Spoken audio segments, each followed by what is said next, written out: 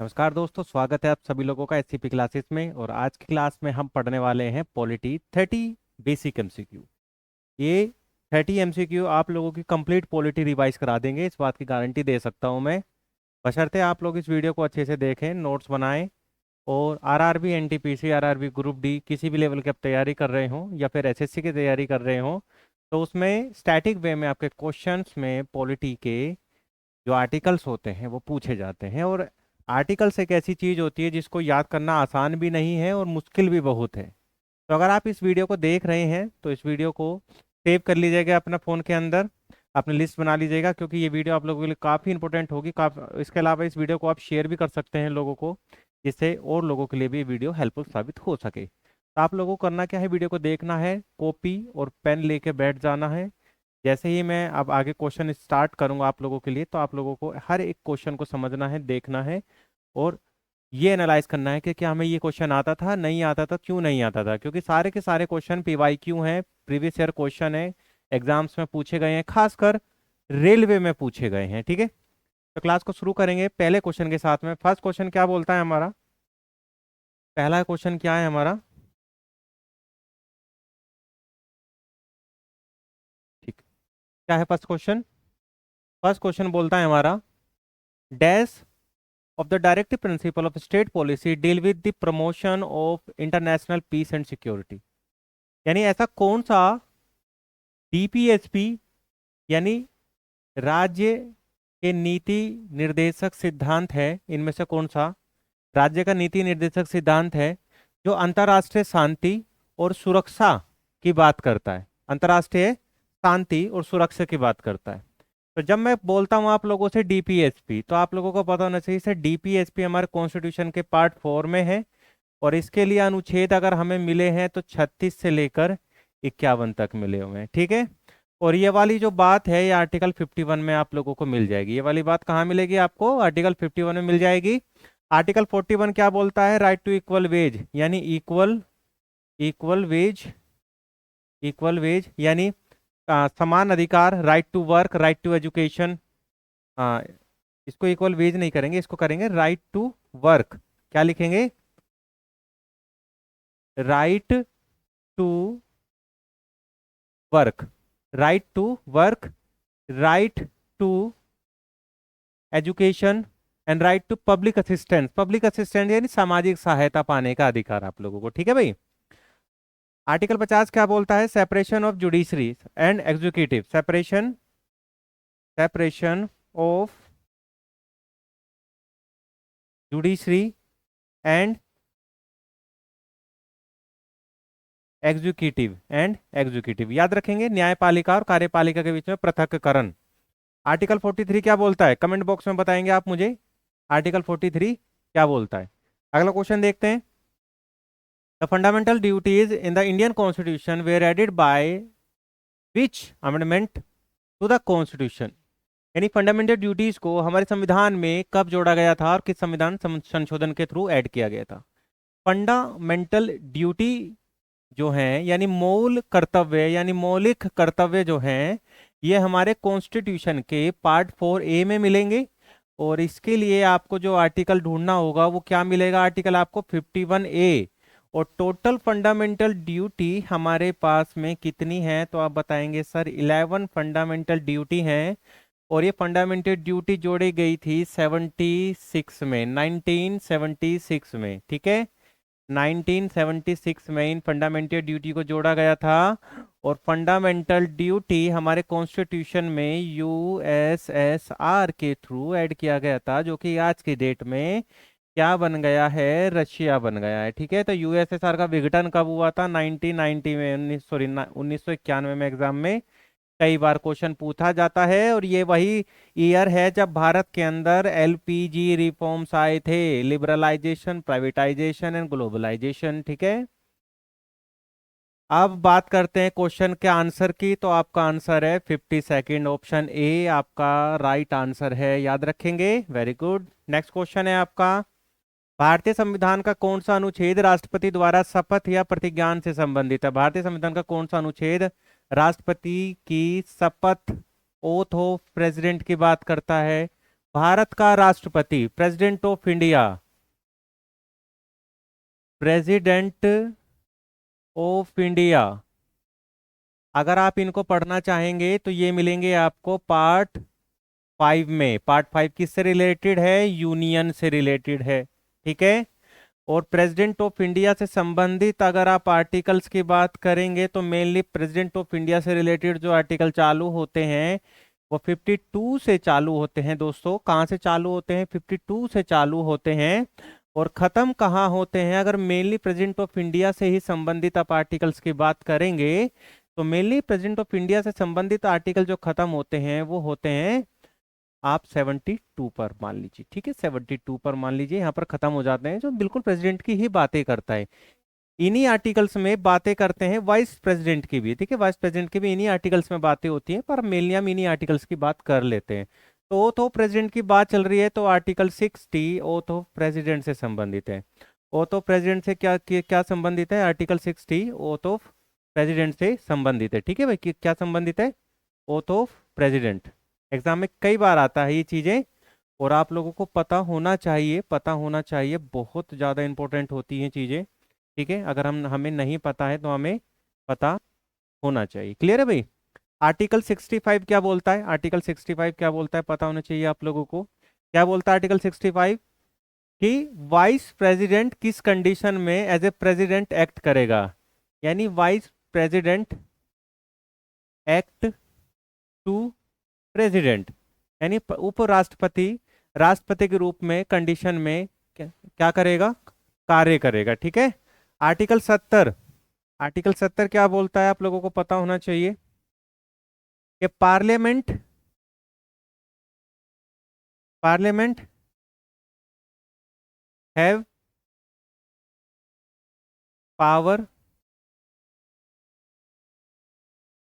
To make a president president duties, president duties, यानी president की duties कैसे होंगी उसके ऊपर लॉ बनाने का अधिकार किसका है? पार्लियामेंट का है, ठीक है। आर्टिकल 55 क्या बोलता है दोस्तों? आर्टिकल 55 क्या बोलता है? Method of election of president, यानी राष्ट्रपति का इलेक्शन कैसे होगा? इलेक्शन की बात करता है। किससे बात करता है? इलेक्शन की बात करता है, ठीक है। पोस्टमार्टम हो गया पूरे क्वेश्चन का। नेक्स्ट क्वेश्चन, भारतीय संविधान का कौन सा अनुच्छेद राष्ट्रपति द्वारा संसद को विशेष अभिभाषण से संबंधित है? राष्ट्रपति का विशेष अभिभाषण, विशेष अभिभाषण यानी जब प्रेसिडेंट जो है वो एड्रेस करते हैं किसको? पार्लियामेंट को। तो साल में एक बार एड्रेस करते हैं या जब नई सरकार बनती है तब एड्रेस करते हैं।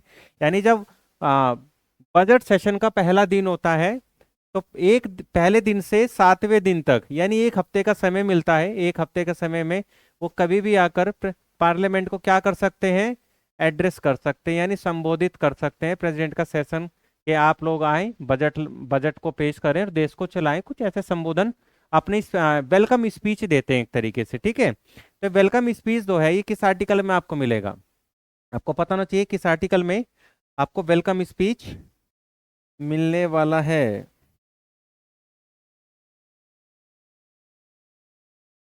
तो वेलकम स्पीच कहाँ मिलेगा? 87 के अंदर, ठीक है। 87 में मिलेगा वेलकम स्पीच। क्लियर हो गया क्वेश्चन का आंसर। 79 में क्या है? ये संसद के बारे में बात करता है, पार्लियामेंट के बारे में बात करता है, ठीक है। 81, आर्टिकल 81 किस चीज के बारे में बात करता है? तो आर्टिकल 81 बात करता है आपका लोकसभा की फॉर्मेशन, फॉर्मेशन ऑफ लोकसभा, ठीक है। लोकसभा, फॉर्मेशन ऑफ लोकसभा, लोकसभा का गठन कैसे होगा उसके बारे में बात करी जाती है यहाँ पे, ठीक है। और आर्टिकल 85 क्या बोलता है? आर्टिकल 85 काफी इंपॉर्टेंट है, एग्जाम में पूछा भी जाता है। आर्टिकल 85 के बारे में एक शब्द आता है प्रोरोगेशन, प्रोरोगेशन एंड एडजोरमेंट, एडजोरमेंट। प्रोरोगेशन यानी 17वासान, 17वासान, ठीक है। प्रोरोगेशन यानी 17वासान। एग्जाम में आता है कि 17 लोकसभा या संसद का 17वासान, संसद का 17वासान नहीं होता है, लोकसभा का होता है। यानी संसद को ये सॉरी लोकसभा को कौन भंग कर सकता है या कुछ समय के लिए स्थायी रूप से उसकी कार्यवाही को रोक सकता है, तो कौन रोक सकता है? राष्ट्रपति। किस आर्टिकल के थ्रू? आर्टिकल 85 के थ्रू। याद रखेंगे, ठीक है। ये question RRB NTPC state second में पूछा गया क्वेश्चन है, ठीक है। तो जो जिसका भी आरआरबी का एग्जाम है वो कमर कस ले, इस तरीके के क्वेश्चन आरआरबी पूछता है।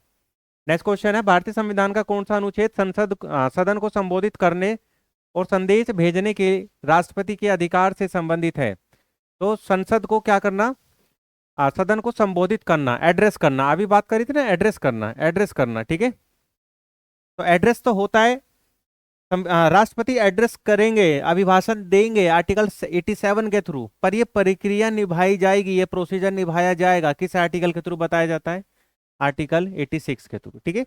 आर्टिकल 86 के थ्रू इस प्रोसीजर को बताया जाता है कि किस तरीके से president of India each houses, one houses या बोथ हाउसेस, ठीक है, किसी को भी एड्रेस कर सकते हैं। याद रखेंगे इतना, ठीक है, भूलना नहीं है। इसके बाद में क्वेश्चन ऑप्शन नंबर 88 क्या बोलता है? ऑप्शन नंबर 88 क्या बोलता है? क्या बोलता है दोस्तों 88? ये बोलता है, ये बोलता है कि जो अटॉर्नी जनरल ऑफ इंडिया है, attorney general of India, attorney general of India जो है, वो संसद के किसी भी सदन में, किसी भी सदन में, किसी भी मीटिंग में पार्टिसिपेट कर सकते हैं, बैठ सकते हैं, ठीक है, बैठ सकते हैं, पर उनको वोट देने का अधिकार नहीं होगा, ठीक है। उनको वोट देने का अधिकार नहीं होगा। Participation, participate proceeding, parliament proceeding, AGI, participate, participate parliament, parliament proceeding, proceeding. याद रखेंगे इतना, ठीक है। पार्लियामेंट के प्रोसीडिंग में हिस्सा ले सकते हैं, इतना याद रखेंगे। तो मेरे बच्चों, आप लोगों का सिलेक्शन जो है ना, उसको कोई रोक नहीं पाएगा, ठीक है, उसको कोई रोक नहीं पाएगा। आर्टिकल 84 क्या बोलता है?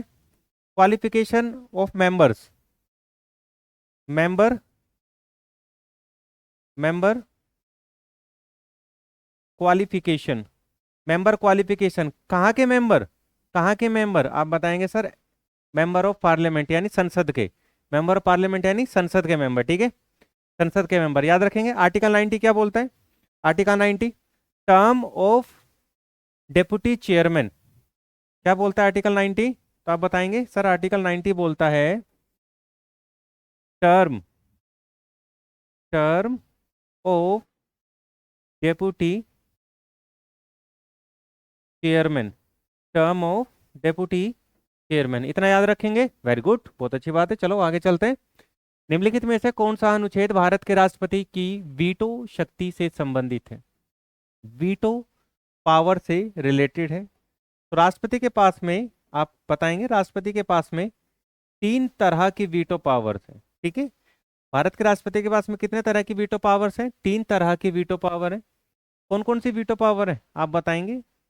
सर एक वीटो पावर तो है राष्ट्रपति के पास में, इसको बोलते हैं पॉकेट, पॉकेट वीटो। सर एक वीटो है जिसको एडजोर्मेंट बोलते हैं, एब्सोल्यूट क्या बोलते हैं? एब्सोल्यूट बोलते हैं। और तीसरी है सर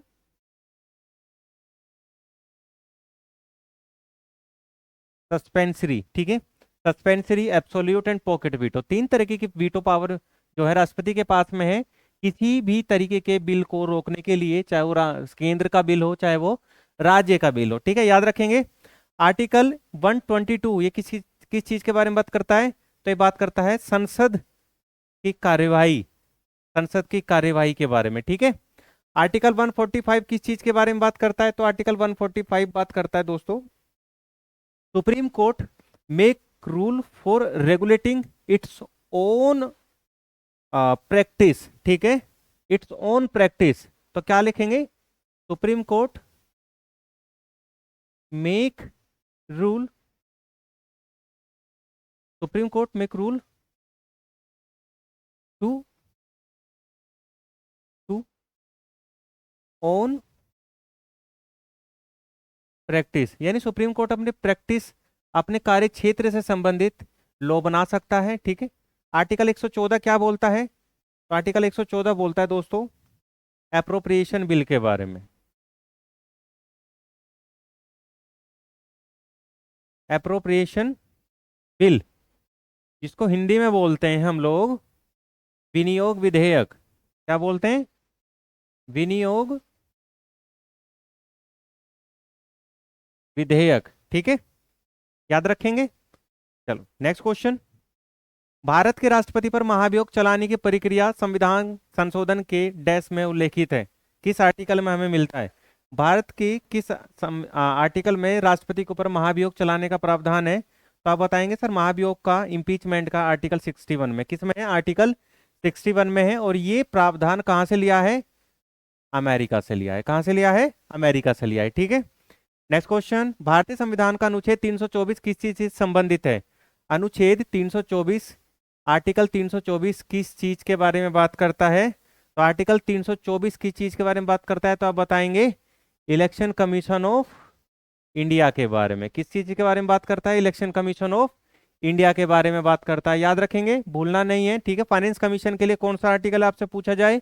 फाइनेंस कमीशन के लिए आर्टिकल 280 है। फाइनेंस कमीशन के लिए आर्टिकल 280 है। Independent regional council, independent regional council जिसके अध्यक्ष होते हैं प्रधानमंत्री, ठीक है।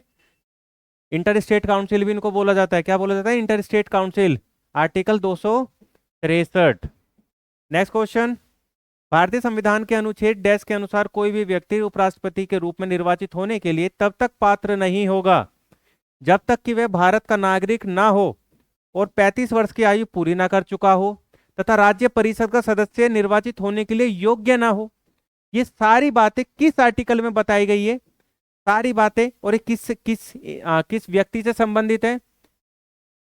उपराष्ट्रपति से संबंधित है। तो सारी बातें किस आर्टिकल में बताई गई है? जल्दी जल्दी बताइए।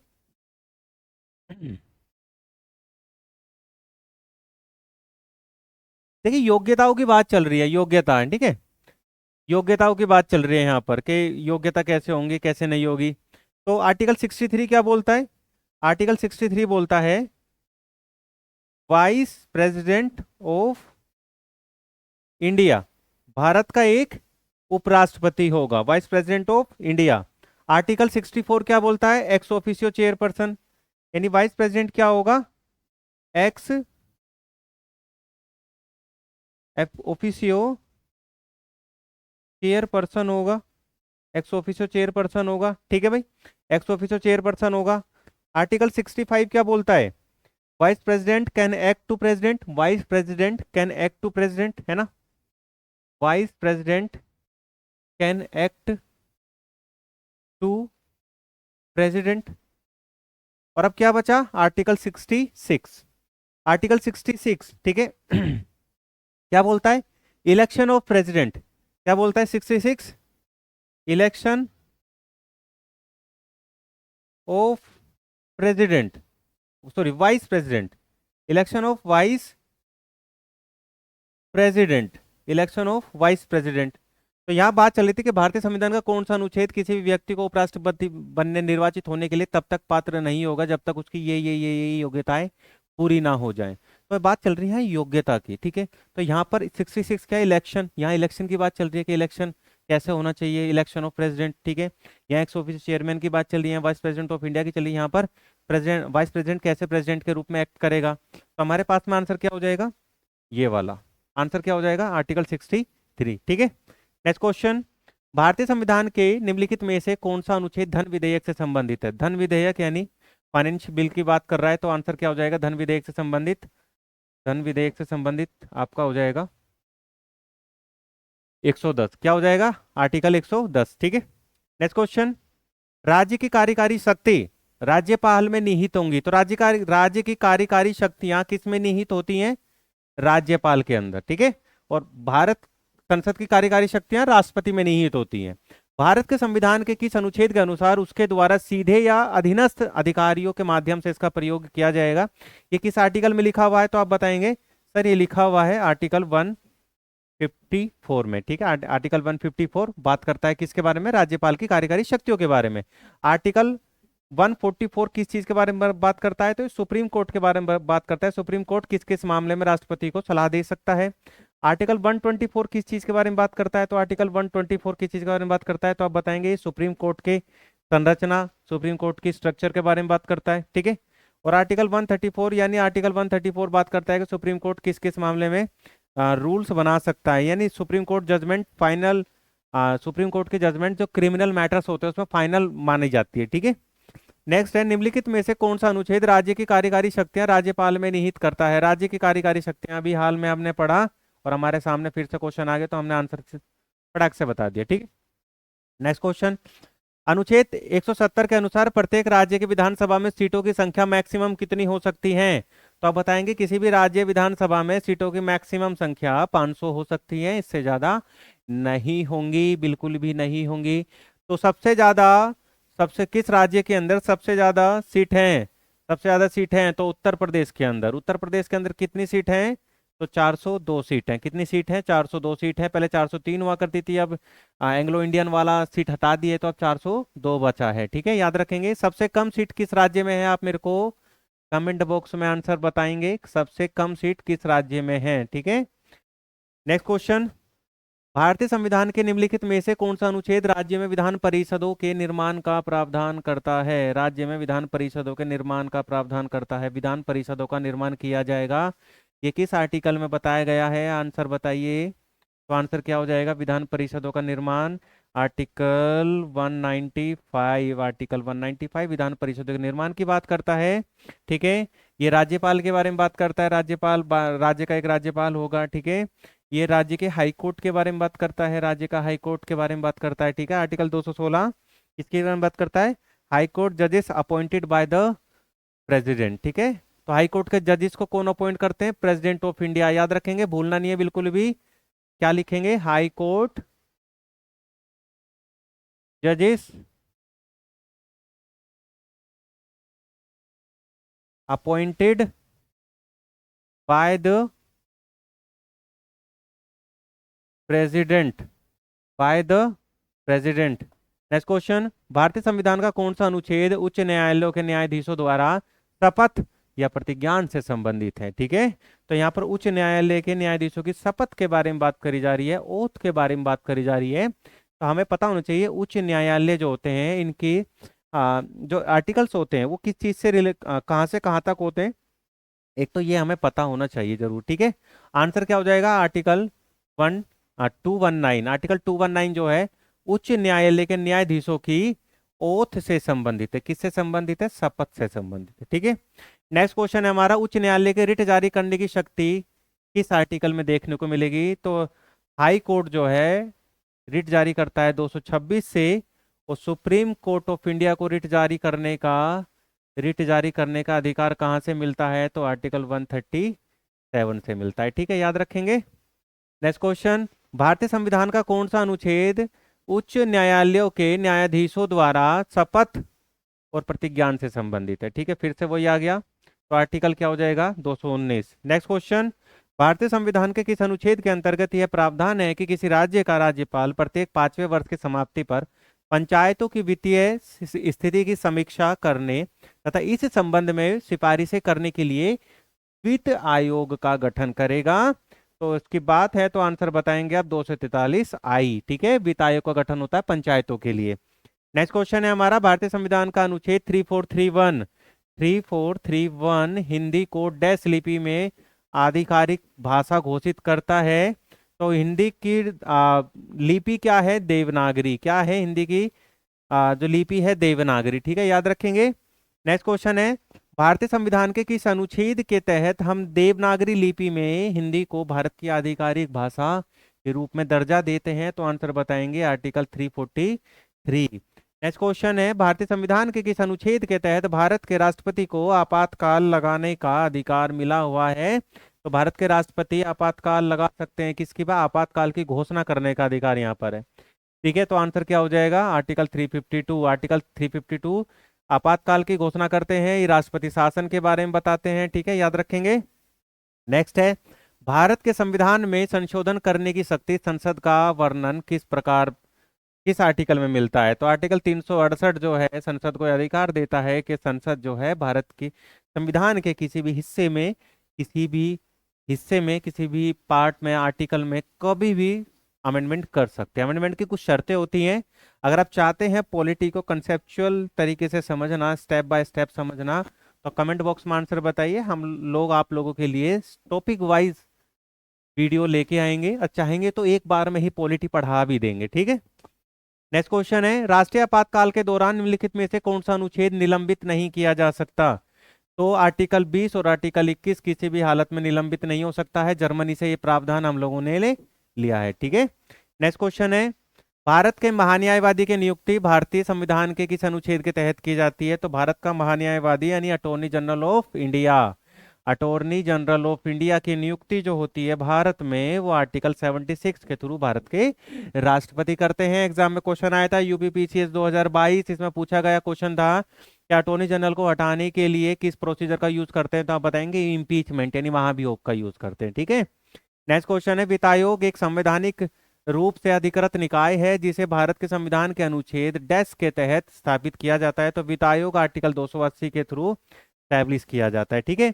नेक्स्ट क्वेश्चन है, भारतीय संविधान के किस अनुच्छेद में जीवन का अधिकार शामिल है? बच्चों, जीवन का अधिकार, राइट टू लाइफ के बारे में बात कर रहा है यहाँ पर। तो आर्टिकल 21 जो है, आर्टिकल 21 जो है जीवन के अधिकार के बारे में बात करता है। किसके बारे में बात करता है? आर्टिकल 21 जीवन के अधिकार की बात करता है।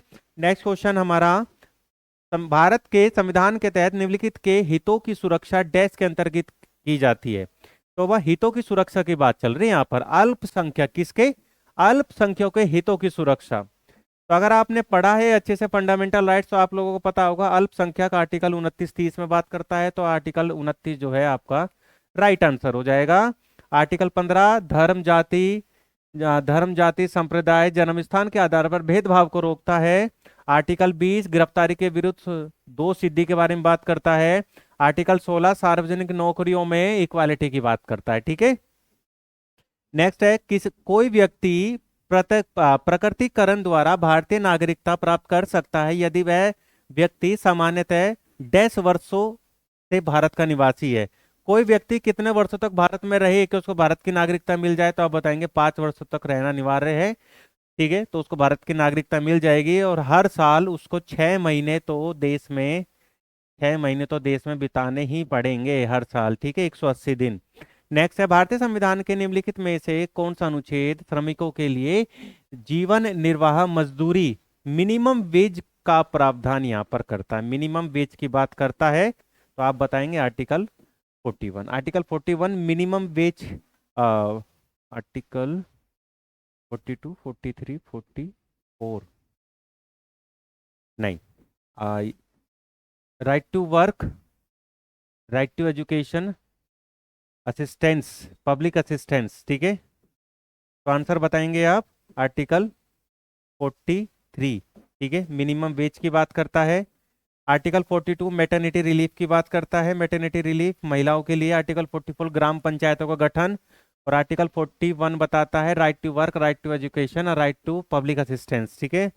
नेक्स्ट है, संविधान ने केंद्र और राज्यों के बीच शक्तियों को डैश सूचियों के आधार पर डिवाइड किया है। तो संविधान में आपको 3 तरह की सूची मिलेंगी दोस्तों, जिसमें पावर को डिवाइड किया गया है। एक सूची मिलेगी यूनियन, एक मिलेगी आपको स्टेट और एक मिलेगी आपको कॉन्करेंट, ठीक है। 3 तरह की लिस्ट है और तीनों लिस्ट जो हैं आपको शेड्यूल 7 में मिलेगी। किस में मिलेगी? शेड्यूल 7 में आपको मिल जाएगी, ठीक है, याद रखेंगे। तो ये थे आपके 30 पॉलिटी के PYQ MCQ। तो क्लास कैसी लगी आप लोगों को कमेंट बॉक्स में जरूर बताइएगा। क्लास अच्छी लगे तो धूम धड़ाके से इसको शेयर कीजिए ताकि मुझे और ज़्यादा कॉन्फिडेंस आए आप लोगों के लिए फुल कंप्लीट वीडियो बनाने का पॉलिटी का। तो जो जो चाहता है कि हम पॉलिटी की कंप्लीट वीडियो एक ही बार में ख़त्म कर दें बना के आप लोगों के लिए, तो कमेंट बॉक्स में आंसर बताइए। बिल्कुल लाइव आएंगे और पॉलिटी कंप्लीट कराएंगे सिंगल वीडियो के अंदर, ठीक है। अभी के लिए हमें विदा दीजिए, धन्यवाद।